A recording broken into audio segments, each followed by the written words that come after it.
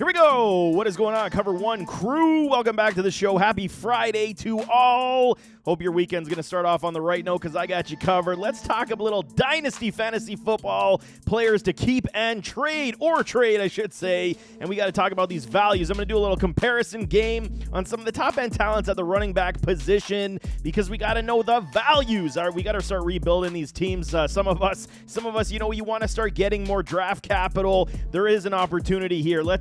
Player values in Dynasty Fantasy Football is everything. So even with youth, with veterans, you got to understand there is a lot of talent that I'm going to be talking about here at running back. So I got it broken down for y'all. So follow me. Let's go talk some player values to keep and or trade this offseason. The decision-making process is not going to be easy, I'm telling y'all. And I mean, if you're trying to get some good value at the running back position, even though this upcoming NFL draft is stockpiled with a lot of young, youthful, great, talented running backs, we got to talk some NFL veterans first before we dive into the NFL draft. Keep or trade, Tony Pollard, Javonte Williams, first pairing comparison on my list.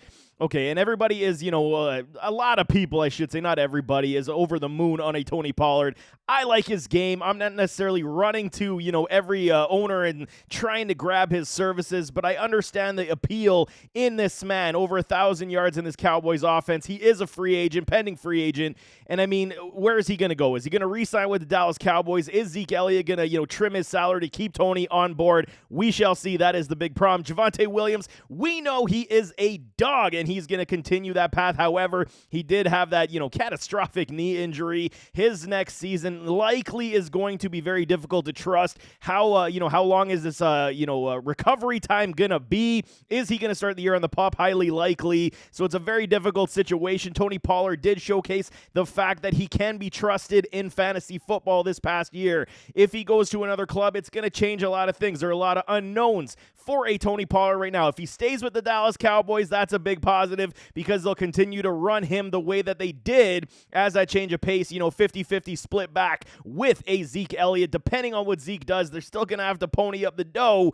and pay a Tony Pollard. Javonte Williams, though, they got Sean Payton now as the head coach. No more Nathaniel Hackett, so everything is now predicated upon his recovery time. When will he be back, Javonte? When will he be back to play in this offense? Because he is one of these guys I'm a huge fan of, and I think he's going to be a baller in this league like many others do. However, the value for a Javonte is through the floor right now because of his injury. He doesn't hold a lot of value where Tony Pollard holds a great deal of value. So for me, I'm trading a Tony Pollard. I'm keeping a Javonte Williams just based on the value chart right now. You're not going to get what you want back for Javonte at this point. You can definitely get a good, ransom return for a Tony Pollard. Next one on the list, Christian McCaffrey, Austin Ekeler. I told you all these are going to be difficult.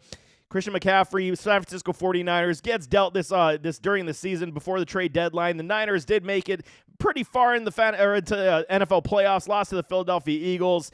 And okay, so what are we talking about when we're saying Christian McCaffrey? It is potentially him and Trey Lance this upcoming season. Lance did say that, he did, experience arm fatigue. And that's expected for a guy who hasn't played a lot this offseason due to his recovery to that broken ankle, broken leg, whatever that was. Can't fully remember. I believe it was the ankle. But, I mean, you're talking Christian McCaffrey and Trey Lance in the same backfield. You're talking RPO all day long. And we know Kyle Shanahan loves to run the rock. So, I mean, Christian McCaffrey right now still has supreme uploads of value, and you got to love that. As for Austin Ekeler, he does finish as the half-point PPR top running back in all of fantasy football this past season. And I don't know if he's ever going to get to that level again. Yes, this offense in Los Angeles is very good, and they're going to continue down that path. We're hearing rumors that potentially Keenan Allen could be cut as a cap casualty. That's going to change things and dynamics in this Chargers offense. However, Austin Ekeler has been, he's a fantasy guy. He actually, helps us out. He loves to help out the fantasy community with their point totals. Is he going to continue? That's the point. I mean, I'm not saying that he's going to fall off a cliff anytime soon. What is he, 27, 28 years old at this point, where Christian McCaffrey, 26, 27 years old? And this is the point. The age is very similar. The production is very similar. But I'm also flirting with the idea that the Chargers have been, trying to establish a secondary running back in this offense that they have not been able to do thus far. So I in one of my mock drafts, I got Bijan Robinson going to the Chargers, and what a dynamic duo that would be.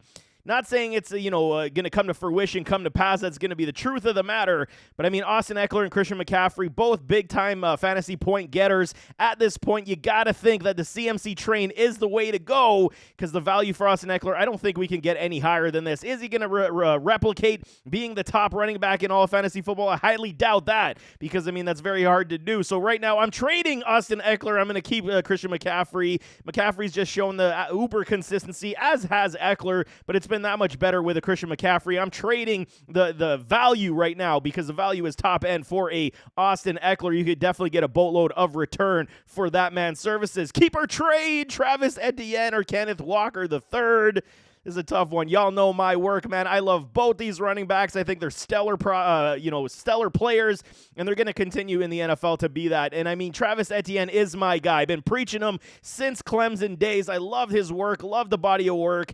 It's just like the Jacksonville Jaguars, they tend to, go away from a Travis Etienne. We saw this past season. Yes, it was basically his first year, his rookie season. He did sit out due to the Liz Frank Travis Etienne did, where Kenneth Walker III, he started a little late, and he still got over 1,000 yards in the Seattle Seahawks offense, which still is run heavy and still will be under a Pete Carroll. It's very important that we understand that. And when we talk about a Kenneth Walker, we know he is the true 3-down lead back. His hands are better than, a lot expected, and he's still going to be able to flirt with that, where Travis Etienne is that home run hitter. He can definitely take over 250 touches in an offense and be very, very productive. The only problem is he does fade from time to time based on what the coaching scheme is, where Kenneth Walker would be the volume back that we could likely trust every single week based on the numbers.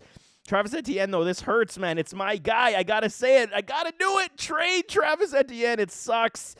You got to keep Kenneth Walker. I mean, this is going to be a full 3-down back in this offense. Geno Smith likely going to be back with the club. We'll see how they continue to build this defense and give, Geno Smith some more opportunities on offense in Seattle, where the Jacksonville Jaguars likely will be getting back a Calvin Ridley, adds more mouths to feed in this offense, and we could see maybe more schemed-up plays going to a Travis Etienne, which is the home run hit ability. He's going to give you that, but then he is going to fall asleep from time to time on your team, and it's going to cripple your offense, where the more consistent nature is going to be in a Kenneth Walker III. Keep Kenny and trade Travis. It hurts as much as that says right now. Saquon Barkley, Nick Chubb, keeper trade. This is a big one. Saquon is a free agent. We'll see where he goes. Could he stay in New York on the franchise tag? Very highly likely. Would not doubt that from happening, but he does want, I believe he turned down $12 million a year with the New York Giants this past offseason when they tried to lock him up before the year went on.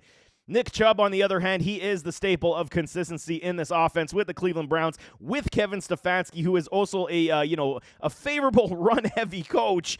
Now Kareem Hunt is going to likely be out the door. He is also a free agent. Don't foresee him coming back to Cleveland, even though, they utilized him in past seasons, did not utilize him that much in this past season, that just the 2022 season. Nick Chubb still, man, he's gonna always flirt with a top 8 finish, top 5 finish in every single season, especially with Deshaun Watson being, back under center, got his legs under him. We'll see how this offense does move forward as the future does go on, where Saquon Barkley still is my guy, okay? I do believe in Saquon. I told y'all this offseason, everyone was doubting a Saquon Barkley. I told y'all, get back on the wagon. The first year after the knee injury is always the worst. It's very difficult to trust, but Saquon is one of the best running backs in the entire NFL. Top 5 running back, no question about that. And as much as this hurts, are you going consistency over potential injury to a Saquon, where Nick Chubb is just the uber consistent running back that we love, and I'm a huge Nick Chubb supporter as well. But in this case, I got to keep myself a little Saquon Barkley and trade some Nick Chubb,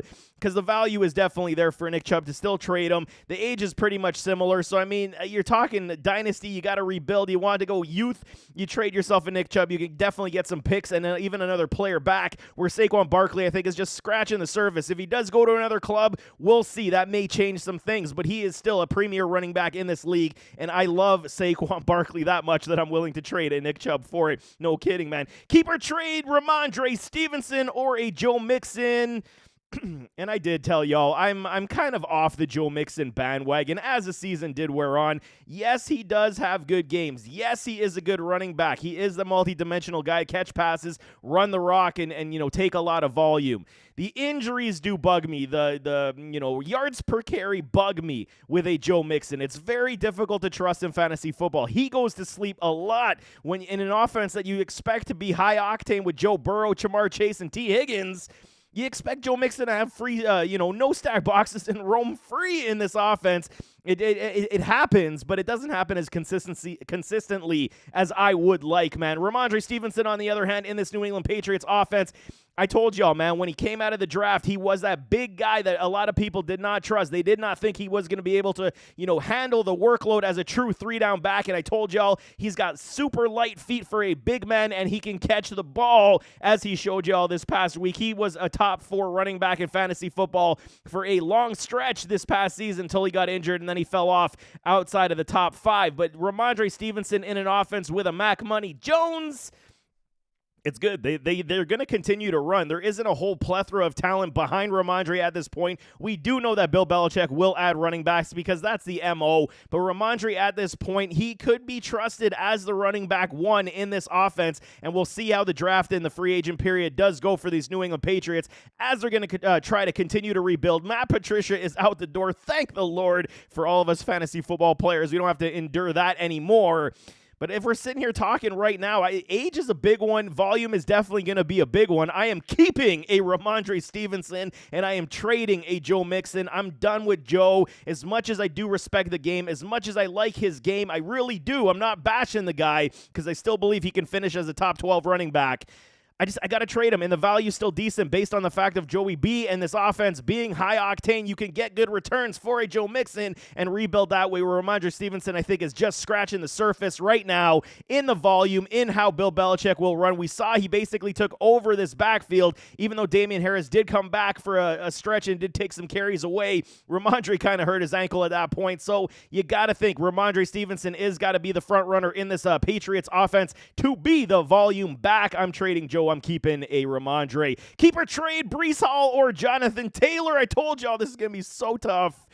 2 of the young premier running backs in this league. Breece Hall, he was setting the league on fire before he went down with his ACL injury. Wasn't as bad as, say, a Javonte Williams, but ACLs nevertheless. We saw what happened with J.K. Dobbins. We saw what happened with a Saquon Barkley. It takes some time for them. The next season could be something of a wash for the running back position when a torn ACL is in the question. Breece Hall, unfortunately, tears his ACL, week 7, week 6, whatever that was.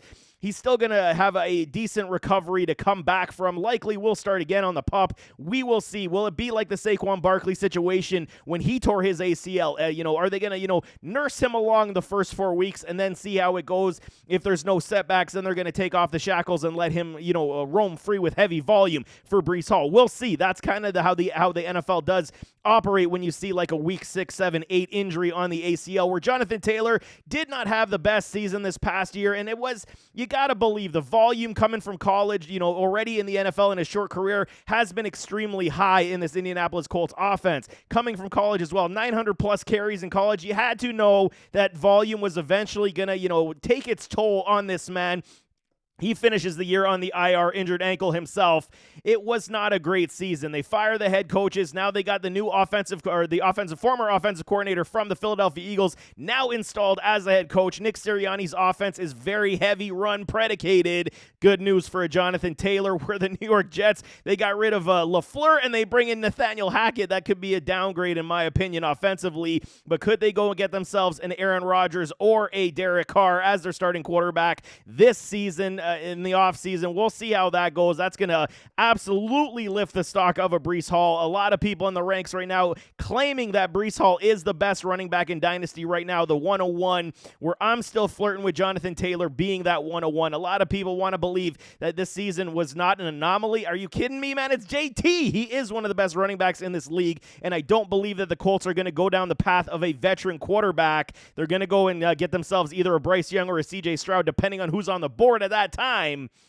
But you got to love what could potentially be with Michael Pittman, CJ Stroud, and Jonathan Taylor. So as of today, it hurts to say, but I'm trading Breece Hall and I'm keeping Jonathan Taylor. A lot of y'all are going to say, no, you're crazy. You got to keep a Breece Hall, and I get it. I'm a huge fan and huge supporter of a Breece Hall, but injuries, offensive coordinator, lack of quarterback. Who is going to be the quarterback? Even though you can make the same argument for the Colts, who's going to be the quarterback for the Colts?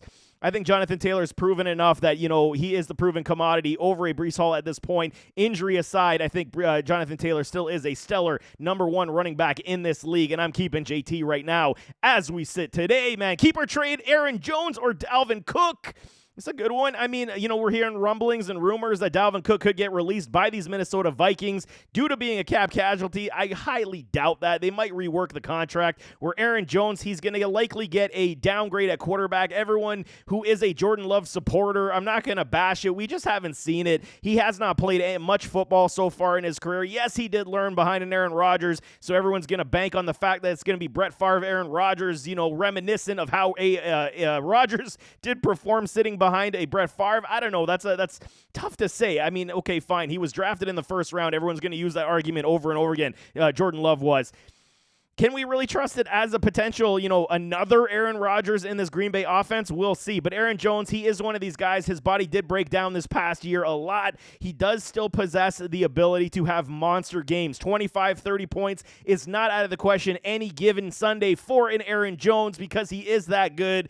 Dalvin Cook, his workload, it was similar, but it wasn't as explosive this past year in this offense. And still going with a Kirk Cousins and a JJ, you got to believe that Dalvin Cook in the Vikings offense is still going to be obviously the number one guy. Likely Alexander Mattison out the door in the free agent market. So, I mean, if he stays with the Vikings, this is good news. I mean, he keeps all the carries majority of the time anyway. 90% of the touches go to him. So, I mean, for volume's sake, where you got an A.J. Dillon on the heels of an Aaron Jones right now, you got to say, as we sit today, trade Aaron Jones, keep Dalvin Cook, even though the ages are quite similar. Dalvin Cook still is a top 8 running back in this league, fantasy producer. I mean, we didn't get those top end numbers that we wanted to see this year, but he was still very consistent for you. Played basically the whole year, no injuries. Very big positive for a Dalvin Cook. Last one on the board, we got Najee Harris and DeAndre Swift. Keep or trade? Who are we doing here?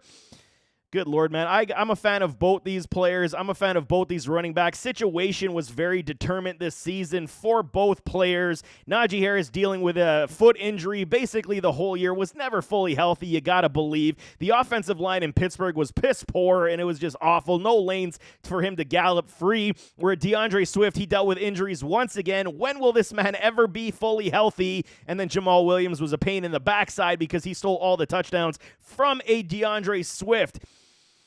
You got to look offensively. How are these offenses moving forward right now? Kenny Pickett does look good. And I mean, he started and he continued this the season, this past season, I should say, and he looked good, okay? And you got George Pickens, likely going to be the wide receiver one in this offense, where Deontay Johnson, I should say, I mean, he's very reliable continuing. We will see how the Steelers do draft. Will they go offensive line to help out the cause, or will they continue to stack the defense? That's going to be the biggest question mark. That's why I'm saying right now Najee is kind of falling down people's boards. Do not sleep on Najee because he is volume upside massive. We know he can take 350 touches in any given season because that's what he does. He is a workhorse back, where DeAndre Swift has the pleasure of playing in an offense that has one of the best offensive lines in the entire NFL, and this offense is starting to move. Amon-Ra St. Brown, we're going to see finally a fully healthy Jameson Williams in 2023 with the Lions. Jared Goff has proven that he can support high-end talent in his career, especially with the LA Rams. We saw it this past year. This offense started to gel that much more, and they did look very good. DeAndre Swift, though, it almost feels like we're hoping that DeAndre Swift can finish a season fully healthy. We're hoping that he's going to get more touches and volume in this offense. That is the problem with a DeAndre Swift, where you're the sure thing right now is a Najee based on volume upside, where DeAndre Swift does have that explosive playmaking ability that he can find the end zone inside the 20, no problem. We've seen it how many times. He is the more explosive back between the two of them. So as of today, this one's very difficult for me. I'm trading Najee Harris, and I'm keeping a DeAndre Swift. Even though Najee's value is pretty low, I can understand why a lot of people would flip that and say, I'm going to keep a Najee, and I'm going to trade DeAndre. I believe in DeAndre Swift's ability that much more, and I do believe that the Detroit Lions offense is, a couple steps ahead of these Pittsburgh Steelers as we sit today, which is why I gotta say, trade Najee, keep yourself DeAndre, and hope for the best in this situation, because it is very difficult with these two running backs. So there you have it. That is a little comparison game, dynasty style, running backs, keeper trade. And I mean, if y'all disagree, that's totally fine. Throw it in the comments. Tell me which ones you disagree with, because I mean, the values are very much, based on interpretation on how you guys build your club. But I'm telling y'all, winning championships in Dynasty Fantasy Football is what I'm here for. We get a good mix of veterans, good picks, and good rookies. This is how you continue to keep going further and further every single season, and you got to know when to cut bait on some of these guys to get the value before it goes tanking through the floor, and that's kind of what I'm trying to set up for y'all right now. Even though there is young talent at the running back position coming into the league through the NFL draft, definitely going to change values when we get to that point as well, but nevertheless, as always, don't forget to hit that like button, hit that subscribe button, jump in those comments, give me your thoughts, and we'll see you next time. I am out.